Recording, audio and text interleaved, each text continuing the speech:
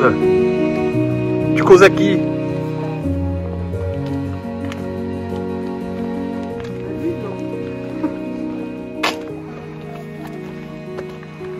C'est long, c'est long. Ça suffit maintenant. C'est l'ancêtre du tracteur. Parce qu'avant, il l'utilisait pour travailler dans les champs, sous les oliviers, dans les vignes. C'est juste belle bête. Au fond de il nous a dit que c'était protégé, hein, maintenant. Oui. Ces animaux sont protégés. Ils peuvent atteindre le poids de 2 tonnes. Vous avez vu ces cornes? Magnifique. Hein. Voilà, au moment où je zoome, Carole fout ses pattes de long.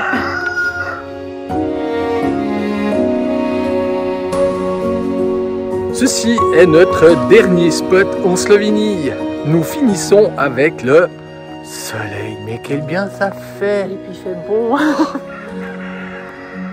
Bon, le coq, ça fait 4 heures qu'il chante. Nous sommes chez Robert Litchak. On dort à la campagne. Robert. Chez Robert. Chez Robert. Et Robert, il produit du vin et de l'huile d'olive. Nous avons donc rempli le coffre de bouteilles de vin et d'huile d'olive. Et on a eu droit à un peu de confiture aussi. Oui, nous avons acquis de l'huile d'olive parce qu'on n'en avait plus, donc on en a profité. AOP, ainsi qu'une petite bouteille de Malvoisie, parce que ça fait partie du trend, parce que Robert offre un bourdon qui tourne autour. Parce que Robert offre des emplacements pour camping-car. Offre. Oui, offre. Voilà, la mode dit offre, oui. En comparaison des prix slovènes, offre en guillemets 10 € la nuit, et puis avec de l'électricité, de l'eau, vous pouvez acheter ces produits, mais sans obligation. Et profiter d'une salle de bain. D'une douche. D'une douche. Se raser, regardez ça comme c'est beau. Et il a même des appartements à disposition. Oui. Bon, c'est une vidéo qui n'est pas sponsorisée. Non. On se croirait en Provence, Ouais. en Toscane, des oliviers, de la vigne, des cyprès. C'est beautiful. Et voilà le magnifique endroit. Il y a pire, une vue sur la mer Adriatique, les collines de Slovénie et tout au fond la côte italienne.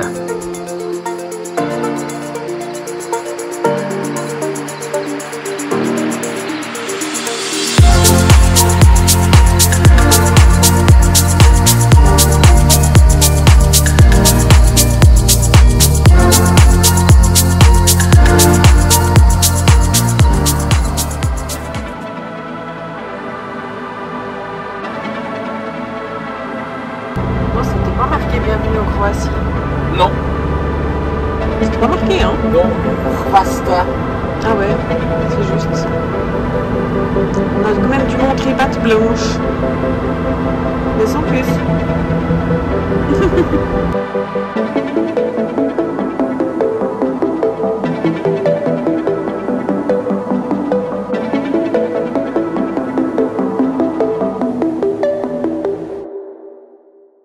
Carole se promène dans les rues de Grocnan, petit village au perché de la région d'Istrie en Croatie. Il y en a plein. Et la spécialité de la région d'Istrie, ce sont les truffes. Mais l'essentiel des fêtes relatives à la truffe se passe au mois d'octobre. Un petit conseil, si tu viens de la région, c'est comme en Toscane, c'est comme dans la Provence, en France. Laisse ton camping-car à l'extérieur, viens à pied, tu verras c'est plus facile.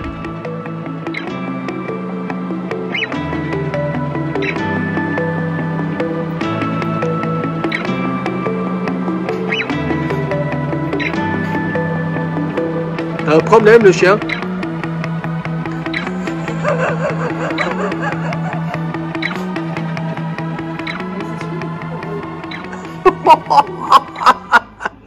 Les villages perchés d'Istrie. Le prochain, c'est Motovun. Nous voyons bien que nous sommes dans une région hyper touristique. Le parking. Non mais... Le parking. 7,96 € de l'heure. Nous nous sommes débrouillés pour en trouver un autre qui était gratuit, mais un peu plus loin. Ça vous oblige à faire une petite grimpette à pied. À Motovun, ce qu'il faut faire, c'est le tour des la petite promenade du tour des remparts. Enfin, sur les remparts, plutôt. Ben, c'est payant. Voilà. Et oui, en Croatie, tu payes partout. Et voilà le fameux chemin des remparts. Celui-ci fait le tour du village, quelques centaines de mètres, 4 € pour finalement voir le paysage. Bon, vous allez dire, mais Kappa, ils font que de rouspéter. Oui, je rouspète. Non. Non. On ne rouspète pas. Ou on ne râle pas. C'est juste... Oui. Voilà, le touriste est une vache à lait. Je crois qu'on va vite fuir ces lieux touristiques. Mais alors vite.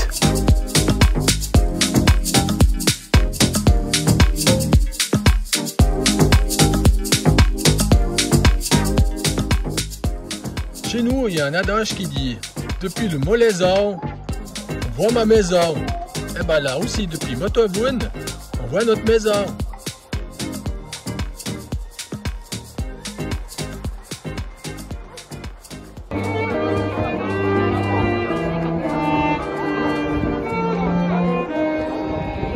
On peut aller boire un café au son des violons. Ouais, c'est sympa.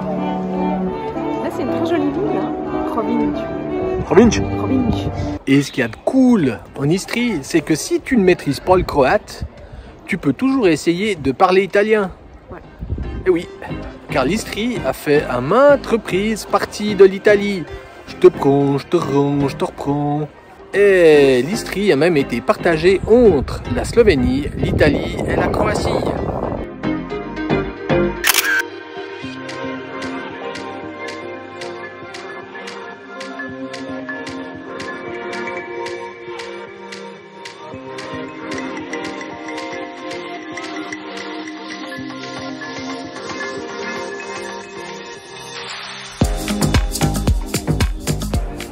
Non, non, non, non, nous ne sommes pas à Rome. Nous sommes bien à Pula. Pula, ville d'Istrie en Croatie. Près de 60 000 habitants, 3 millions d'histoires. Et derrière moi, l'amphithéâtre construit au 1er siècle. Celui-ci peut accueillir, ou pouvait, 20 000 spectateurs.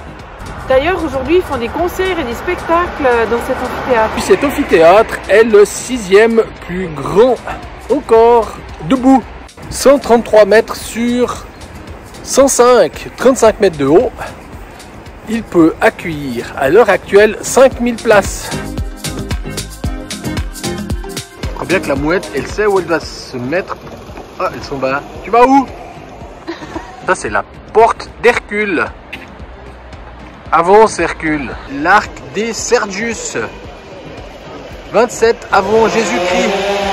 Et il y en a un qui m'a piqué ma place, c'est James Joyce.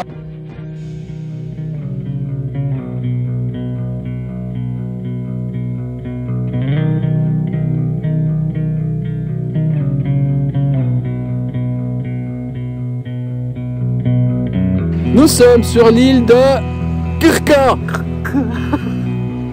Nous avons laissé derrière nous l'Istrie. Ces villages au perché. Très sympa d'ailleurs. Et sa côte. Un peu moins. Un peu moins, parce que tu as véritablement l'impression d'être une vache à lait. On y reviendra, je pense, un petit peu plus tard sur l'ensemble de la Croatie. On montre un petit peu les environs. Oui, ceux-là. Ceux-là. Ceux qui sont derrière nous. Ouais. Ah, ok. Avec Rijeka et Opatija, c'est ça? Ouais, c'est ça. Voilà, on vous montre.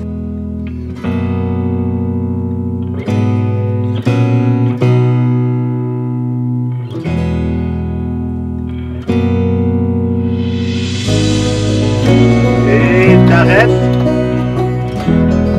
un visiteur. Ça va bien, il est en train de nettoyer la vitre.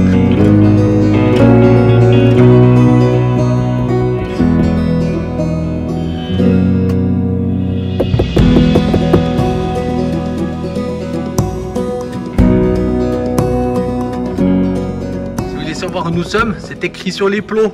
Moi, je te dis que c'est écrit en glagolitique. Non. L'alphabet glagolitique, c'est le plus ancien alphabet slave qui est, semble-t-il, d'origine, la base est grecque. Et nous allons tester la rue la plus étroite du monde. Vas-y Carole, on te suit.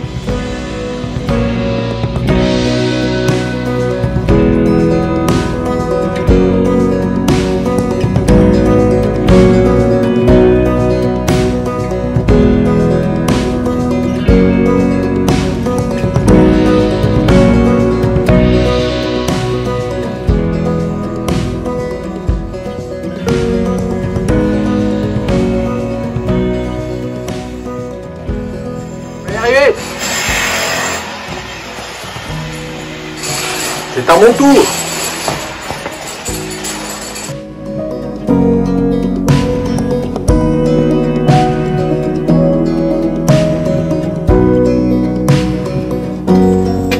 Et voilà. Ouais, je crois bien qu'un chat est passé par là.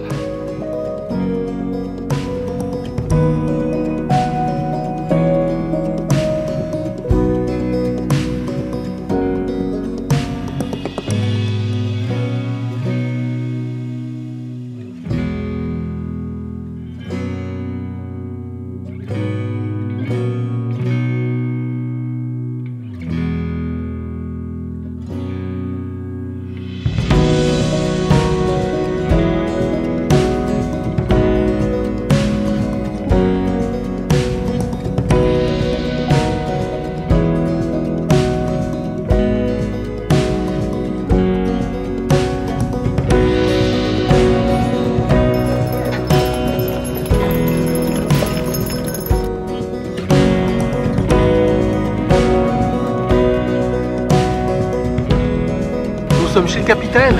Chez le capitaine Kirk. Kirk compte environ 6000 habitants.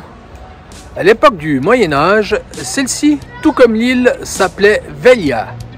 Et d'ailleurs, toujours au Moyen-Âge, on y parlait une langue qui s'appelait le Veliote, une des deux branches du dalmate, qui fut parlée jusqu'au début du 19e siècle. Kirk est par ailleurs l'une des plus anciennes cités antiques.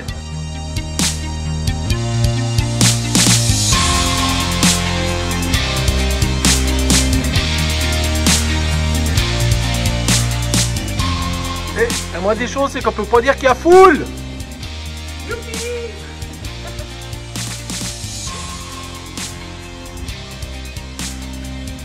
Y'a quelqu'un? Bon, alors c'est sympa de visiter tout seul parce que t'es tranquille, il n'y a personne.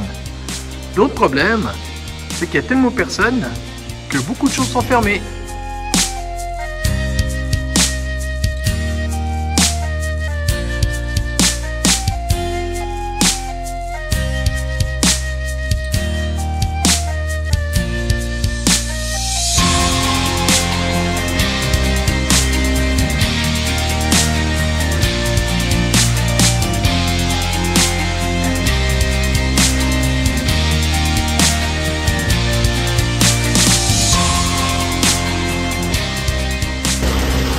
Tout va bien? Et je crois qu'aujourd'hui il va pleuvoir qu'une fois. Donc c'est pour ça qu'on a prévu de faire de la route. On va au parc national de Plivice. Et apparemment la seule journée de beau, c'est demain.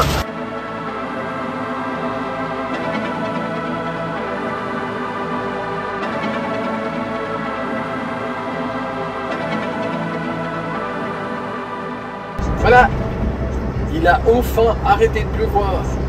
Donc aujourd'hui est jusqu'en fin de journée le seul jour où il ne pleut pas. Donc on profite d'aller voir Plivice. Mais comme vous pouvez le voir, il ne pleut plus. Le seul brouillard.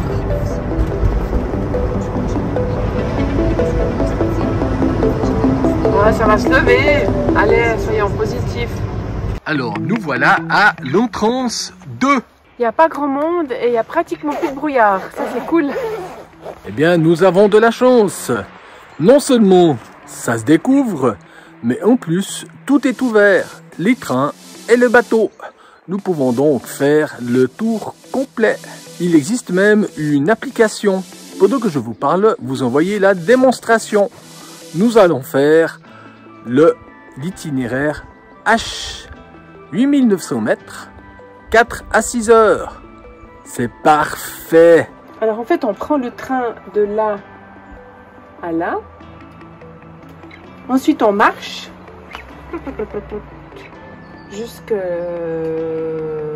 Jusqu'au bateau P2. Jusque là. Et ensuite, on prend le bateau. On remarche. Et on reprend le train pour aller ici. On a mis les grosses chaussures. Or peut-être que c'est inutile, mais on avait envie de les mettre. Ça fait longtemps. C'est ça. Le parc national des lacs de Plitvice fait 30 000 hectares. Celui-ci est composé de 16 lacs, reliés entre eux par de nombreuses cascades. Et ce qui en fait logiquement la beauté de ce parc, ce ne sont pas forcément les lacs, mais les cascades qui relient les lacs entre eux. C'est le 8 avril 1949 que cette partie du pays est devenue le premier parc national de Croatie. Il a été nommé au patrimoine mondial de l'UNESCO le 26 octobre 1979. Il y a de nombreuses bêtes. On peut y rencontrer des ours et des loups, des loutres, des martres, enfin plein d'animaux. Je suis pas sûr qu'on va en voir. On sait jamais. Un papillon. Non, c'est trop tard pour le papillon. Les lacs sont découpés en deux. Enfin, pas en deux par le sens de la longueur, de la largeur ou de la profondeur. Il y a 16 lacs sur la partie supérieure du parc et 4 sur la partie inférieure. Bah oui, ça monte. Ou bien plutôt, ça descend vu qu'il y a des cascades. Mais quoi, peut-être que les cascades, elles montent aussi. On va voir ça. Bon, lorsqu'on vous parle de train, c'est pas forcément ça à quoi on s'attend. Un train Mercedes, ça je connaissais pas alors. Hein. Coût du parking, 80 kuna pour la journée. Et coût de l'entrée, 80 kuna, ça change pas, par personne. Il y a 22 km de sentiers. Ceux-ci sont faits en châtaignier. J'avais lu dans un guide qu'il ne fallait pas mettre de talons pour venir marcher ici. J'ai compris pourquoi. Alors Carole, elle est mieux que pour une chose, c'est pour voir une autre qui se gratte le bourrillon. Viens, on se met dessous puis on se fait un bisou. Malgré la clarté de l'eau, je pense qu'on était peut-être meilleur que maintenant. Il est absolument interdit de se baigner dans les lacs. C'est peut-être parce qu'on amène de la pollution avec nous.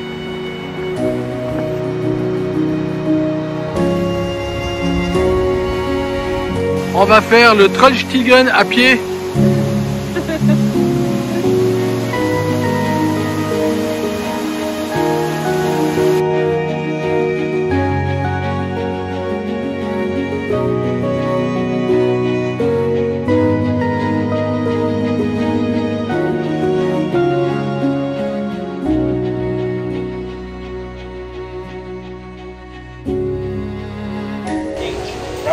Il y a un problème.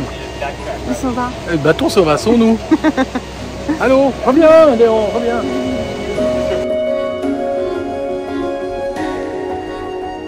Je sais pas si ça ressort sur l'image, mais cette couleur verte, c'est impressionnant. Et quand je vous dis qu'il n'y a personne, il n'y a personne.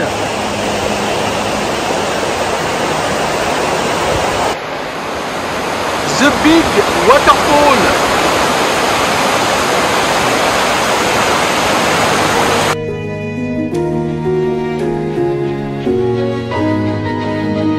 The Big Waterfall, chute de sauf erreur, 62 et 87 mètres. Oui, il y a deux niveaux différents. Il y a celui du bas et celui du haut. Ah ouais, c'est ça. Viens, on va aller voir les chauves-souris. T'es malade. Après, elles se prennent de mes cheveux.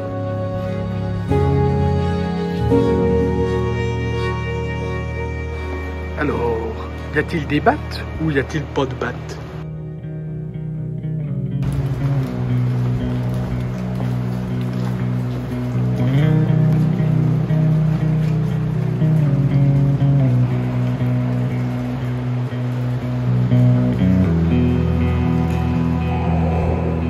Oh mais quel cac ce soleil.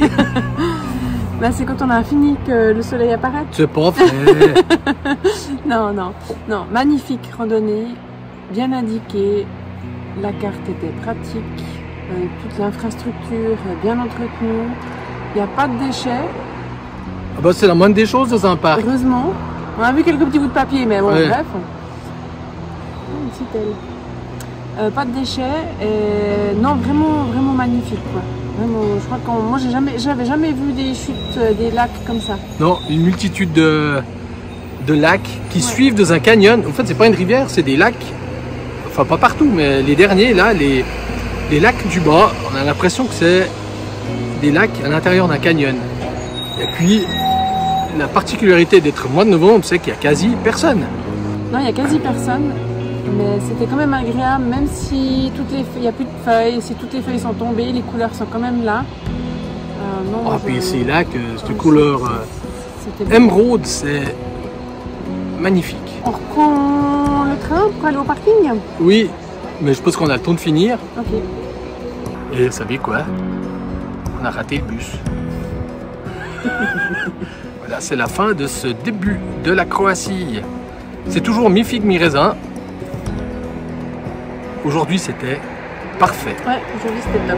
Vous avez donc pu voir les villages Haut Perché, Listri, la côte, l'île de Krk. Nous espérons que vous avez aimé ça. Et puis, on continue toujours à descendre dans le sud. Il nous faut du soleil. Parce qu'ici, dans une semaine, ils annoncent De la neige. allez,